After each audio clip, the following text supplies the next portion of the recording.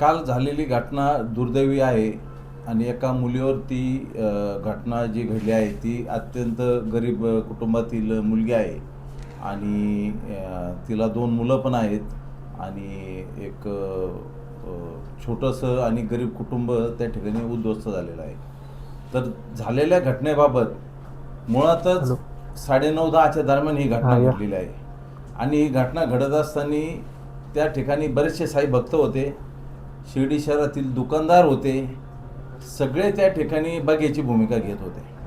मी अपेक्षा ठेवत नाही साई भक्तांकडनं, पण स्थानिक नगर ह्या शहरामध्ये जे काही दुकानदार होते किंवा इतर काही स्थानिक लोक होते त्यांनी जी बघ्याची भूमिका घेतली त्याबद्दल मला खूप वाईट वाटलेलं आहे. आणि अशा पद्धतीनं जर आपल्या कुटुंबात कुठं घडत असलं आणि दुसऱ्यांनी बघ्याची भूमिका घेतली तर आपल्याला कसं वाटेल, याचं भान आपण ठेवायला पाहिजे. धक्केच्या अंतरावर हत्या झालेली आहे याच्यात कुठलीही शंका नाही. पैसे खर्च करून त्या ठिकाणी पोलीस आउटपोस्ट पण दिलेला आहे. साईबाबा संस्थांचं पण त्याच्यावर नियंत्रण आहे. त्या आउटपोस्टवर साईबाबा संस्थांचे सुरक्षा रक्षक त्या ठिकाणी आहेत. मग हा मोठा प्रश्नचिन्ह नेहमी सातत्याने उभा राहत असतो की बघ्याची भूमिका घेणाऱ्यांमध्ये सगळ्यांचीच इन्व्हॉल्वमेंट आहे. अशा लोकांवर कठोर कारवाई झाली पाहिजे. संस्थांचे कर्मचारी असो किंवा पोलीस स्टेशनचे त्या ठिकाणी कर्मचारी असो, यांच्यावर सुद्धा कारवाई झाली पाहिजे. नाही, आता जी मुलगी मयत झाली आहे तिचं नाव जयश्री साईनाथ क्षीरसागर आहे.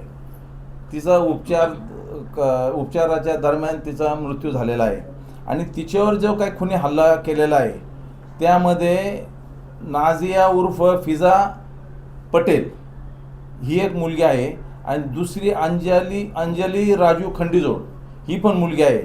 तर जी खंडीजोड आहे तिचं वय आहे 22 आणि ही फिजा पटेल आहे हिचं वय आहे 21 आणि जी मयत झालेली आहे साधारण तिचं वयसुद्धा 26-27 वर्ष वय आहे.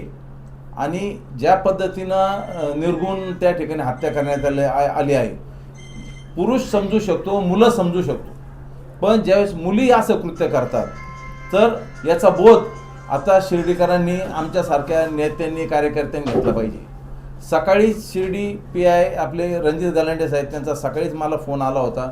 आमची घटनेच्या बाबतीत चर्चा झाली, त्याच्यानंतर सुजयदादांशी चर्चा झाली, त्याच्यानंतर आमच्या शहराचे मुख्य अधिकारी CO डिगे साहेब यांच्याबरोबर सुद्धा आमची चर्चा झाली. आता नामदार साहेब आले होते, त्यांची पण चर्चा झाली आणि कठोरचे कठोर पावलं उचलावीत म्हणून त्यांचे आदेश या ठिकाणी प्राप्त झालेले आहेत. कमी श्रमामध्ये जास्त पैसा मिळतो आणि त्याच्यामुळंच असले प्रकार सगळे घडत आहेत.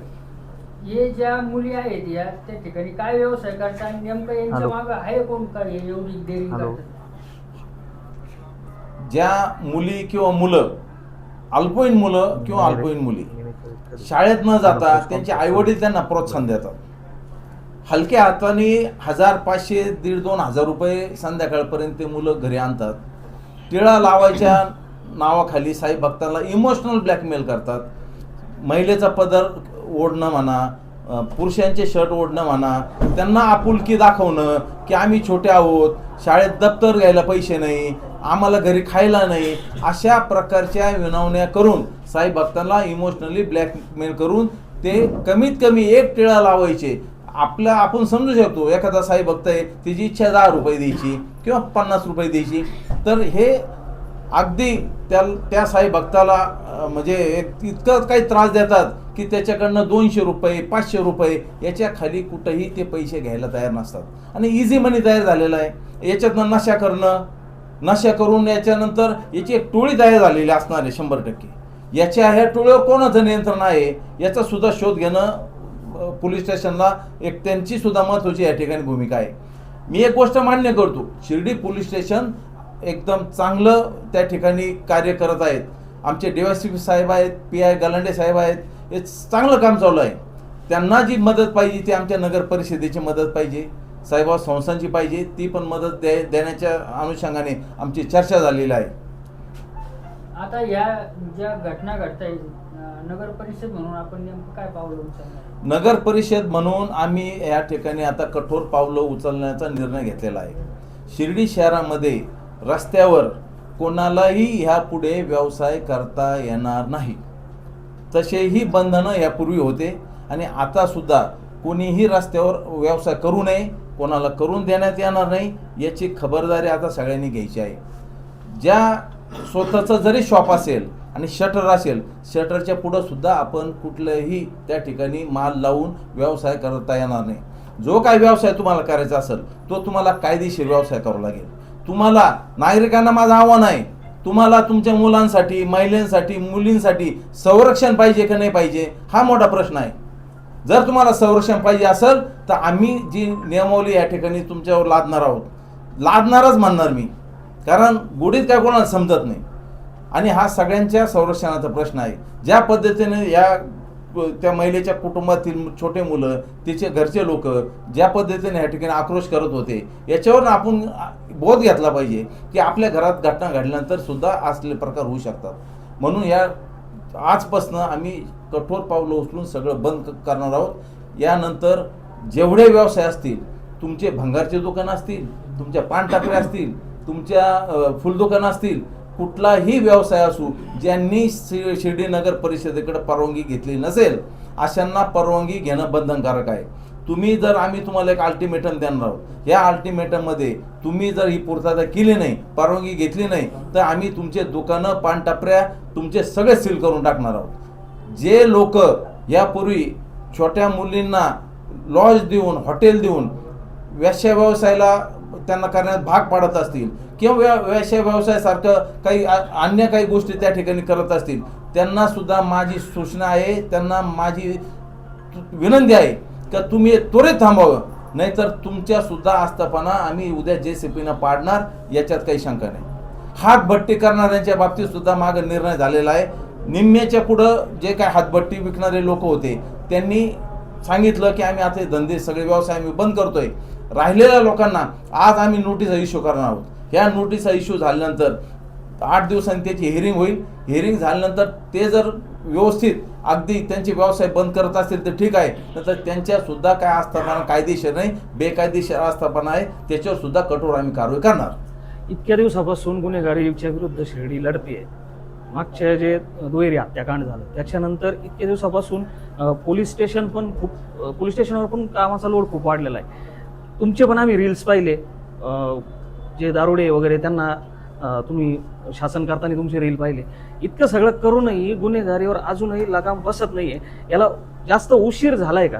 आणि आता सुद्धा याच्यावर लगाम बसल याची शाश्वती कशी द्यायची?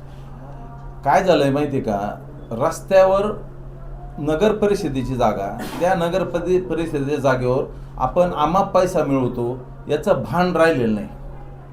आणि त्याच्यातनं हे पैसे मिळवून याच्यातनं गुन्हेगारी, त्याच्यानंतर रात्री बेरात्री शिर्डी शहर चालू. आत्ताच नामदार साहेबांनी त्या ठिकाणी आदेश दिलेले आहेत की शिर्डी शहराला आता आम्ही दुकानं किती वाजेपर्यंत चालवायचे, रेस्टॉरंट किती वाजेपर्यंत चालवायचे, याचे आम्ही आजपासून बंधनं घालणार आहोत. त्या ठिकाणी शिर्डी पोलीस स्टेशन DYSP साहेब असतील, PI असतील, नगर परिषदेचे आमच्या नगराध्यक्ष असतील, नगरसेवक आमचे CO असतील, आम्ही एकत्र बसून आज त्याची नियमावली तयार करणार आहोत. आणि तसे आदेश आम्ही आजच त्या संदर्भात आम्ही पारित करणार आहोत. आता तुम्ही दुकानं आस्थापना बंद करण्याच्या वेळेविषयी बोललाय, पण ही जी घटना झालेली ही 9-9:30च्या दरम्यान झाली. खूप उशिरा झालेला हा विषय नाही, तर मग आता कसं करणार? मग तेच तुम्हाला सांगतो, इझी मनीमुळं ज्या पद्धतीनं लोकांनी इथं आज मास केलेला आहे, तर मुळातच रस्त्यावर आम्ही कोणाला व्यवसायच करून देणार नाही. बेकायदेशीर व्यवसायच करायचा नाही शिर्डीत. हे बेकायदेशीर व्यवसाय लोक करतात, त्याच्यामुळे हे सगळे प्रकार घडत आहे. तर आम्ही इथून पुढे बेकायदेशीर कुठलंही कृत्य होऊन देणार नाही. आम्ही एकदा हे सगळे व्यवसाय बंद झाले, रोडवर बसणं बंद झालं, तर ॲटोमॅटिक तुम्हाला मी सांगतो शिर्डीतली गुन्हेगारी शून्यावर येऊन थांबणार आहे. आणि ही सायन्सची नगरी, क्राईमची नगरी नाही. इथं क्राईम बिलकुल सहन केला जाणार नाही. आणि ही सायन्सची नगरी, तर सायन्सच्या नगरीचंच पावित्र्य या ठिकाणी जोपासण्यात येईल. यांच्या मागं कोणी आहे का? पाठीशी कोणी घालतात भैया यांना? कदाचित सांगितलं जातं, अशी चर्चा आहे गावामध्ये की जे लोक व्यवसाय करतायत ते सगळे आपल्याच नगरसेवकांचे, आपल्याच मोठ्या लोकांचे कार्यकर्ते आहेत. या लोकांना कुठल्या प्रकारचा हॉकर जो नाही, तर तुम्ही गुन्हेगारी कशी बंद करू शकता? गुन्हेगारी कशी कमी होईल? जर या लोकांना व्यवसाय करण्यासाठी तुमच्याकडे जर 500 कर्मचारी कार्यकर्ते आहेत, त्यापैकी 2 खराब आहेत, 498 कर्मचाऱ्यांना तुम्हाला व्यवसाय द्यायची गरज आहे. त्या लोकांनी जायचं कुठं? तुम्ही आज कारवाई सुरू करतायत, सगळे त्याच्यात भांडले जातील, बाकीच्या लोकांनी करायचं काय? त्या लोकांना तुम्ही एक कुठेतरी हॉकर झोन द्यावा आणि त्या हिशोबाने तुमची कारवाई व्हावी असं आम्हाला वाटतं. हे बघा, आम्ही काय ठेका नाही घेतलेला, प्रत्येकाचा व्यवसाय करून द्यायचा, कळलं ना. तुमच्याच आम्ही कार्यकर्ते आहेत ना. ठेका घेतलेला नाही. आमचे कार्यकर्ते, आम्हाला असे मतदारच नको जे चुकीचं काम करतील. आम्ही सहनच नाही करणार. आणि कोणाचं काही, कोणत्या नगरसेवकाचं पाठबळ नाही, काही नाही. मी तुम्हाला स्पष्ट सांगतो, आमच्या नगरसेवकांना सकाळी स्ट्रिक्टली सांगितलेलं आहे की अजिबात कोणाचा फोन येता कामा नाही की आमची हातगाडी लावून द्या आणि हे चालू करून द्या. आलं लक्षात. त्याच्यामुळं बिलकुल कुठल्याही पद्धतीत आम्ही कोणाचं ऐकून घेणार नाही. आणि राहिला प्रश्न हॉकर झोन वगैरे करायचा, बघू आमच्या मनात जेव्हा विचार येईल ना, शिर्डी शांत होईल, असं जर वाटेल की वातावरण एकदम शांत झालेले, त्यावेळेस आम्ही विचार करू. आता काय लगेच विचार करण्यासारखी आमची मानसिकता नाही आणि फार तुम्ही आम्हाला प्रेशर करून विचार करायला भाग पाडू नका. मुलींना सुद्धा एवढ्या इझिली इथं शिर्डीमध्ये दारू उपलब्ध होते. अंमली पदार्थ. 20 आणि 30 रुपयाचे फुगे मिळतात इथं. याच्यावर कसं लगामपासून आता आपण वैदूवाड्यातला जो विषय घेतलाय, ते लोक तर तयार झाले त्यांचे धंदे बंद करायला. बाकी गावात इतर ठिकाणी पण खूप व्यवसाय चालू आहे. मी मगाच आपल्याला सांगितलं की आज त्यांना नोटीस निघणार आहे इतर लोकांना. आजच स्पष्ट करतो मीडिया समोर, त्याच्यात आमच्यासारख्या पाटील लोकांचे सुद्धा नाव आहेत लिस्टवर. त्यात काय फक्त कुराडे वगैरे कोण नाही. मी तुम्हाला ओपन सांगतो, कारवाई करताना कोणी इथलं स्थानिक आहे, पाटील आहे, नगरसेवक आहे, असलं काय भेदभाव होणार नाही कारवाई करताना. तर त्यांना नोटिसा जातील, त्यांची हिअरिंग होईल. हिअरिंग झाल्यानंतर त्यांनी ऐकलं ठीक आहे, नाहीतर त्यांच्या संबंधित ज्या आस्थापना बेकायदेशीर आहेत त्याला आम्ही JCB लावून पाडणार. आणखी काय विचारून घ्या. आक्रमक झाले आता बरं. नाही आक्रमक नाही, आम्ही आक्रमकच आहे. तुम्हाला अजून मधून आहे ना.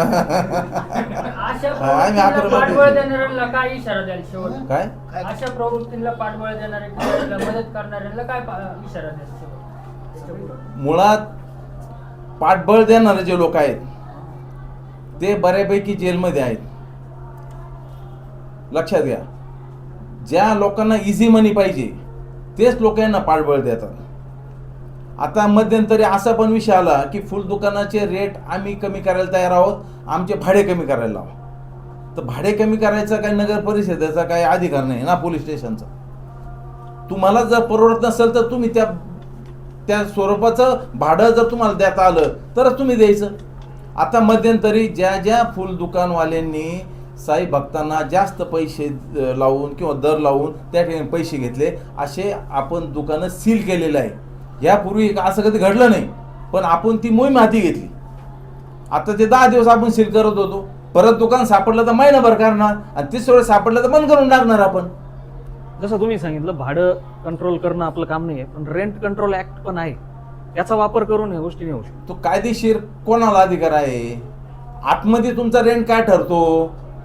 तुम्ही अंडर टेबल एक ठरवणार, वर एक ठरवणार कागदावर, म्हणजे दोघं मिळून आम्हाला येड्यात काढणार का तुम्ही? ब्लॅकमध्ये भाडं तुम्ही दिलं. दोघं मिळून येड्यात काढणार आणि वर काही घडलं म्हणजे नगर परिषदेला दोष द्यायचा, काही घडलं म्हणजे नामदार साहेबांना दोष द्यायचा, काही घडलं म्हणजे सुजयदादाला दोष द्यायचा. जबाबदारी काय फक्त नेत्यांची आहे का? जबाबदारी आपली नाही का सगळ्यांची? कालच्या घटनेमध्ये कुशाल तोंड घेऊन पाहिलं तुम्ही? लाज नाही वाटत का? बहुसंख्य दुकानदार जे आहे ना, ते शिर्डीतले स्थानिक रहिवासी नाही. एकंदरीत असं दिसतं की त्यांना गावाविषयी काय आपुलकी नाही. अशा लोकांना कसं तुम्ही असं आहे, ज्या लोकांना शांतता पाहिजे, ज्या लोकांना शिर्डीचा बाबांचा सरदार सबुरीचा संदेश माहीत आहे, ज्या लोकांना शांतता पाहिजे, सगळं पाहिजे, जे लोक इथं मतदार आहेत, इथं येणारा जो भाविक आहे, सगळ्यांना संरक्षण देणं, त्यांची काळजी घेणं. ह्या राज्याचे नेते नामदार राधाकृष्ण पाटील या मतदारसंघाचे आमदार आहेत, सुजयदादा आहेत, आमच्यासारखे नगरसेवक नगराध्यक्ष आहेत, सगळे आमच्या सगळ्यांची ती जबाबदारी आहे. आणि हीच जबाबदारी प्रत्येक शिर्डीत राहणाऱ्या स्थानिक नागरिकांची पण आहे. साहेबांना आम्ही ब्रीफ केलं काय घडलं काय नाही. DSP साहेब होते, PI साहेब होते. ब्रीफ केल्यानंतर साधारण त्यांनी निर्देश दिलेला आहे की शिर्डी शहर याला आता तुम्ही हे सगळे रोडवर बसणार लोक सगळे बंद करून टाका, जे कायद्यात बसत नाही. ज्यांनी परवानग्या घेतल्या नाही, मगच मी तुम्हाला बोललो, अशा सगळ्या लोकांना परवानग्या घेणं बंधनकारक करा. त्यानंतर वेळ ठरवून द्या. कायद्यात जी वेळ आहे ती वेळ ठरवली पाहिजे. त्या पद्धतीचे निर्देश त्यांनी त्या ठिकाणी दिलेले, आदेश दिलेले आहेत आम्हाला.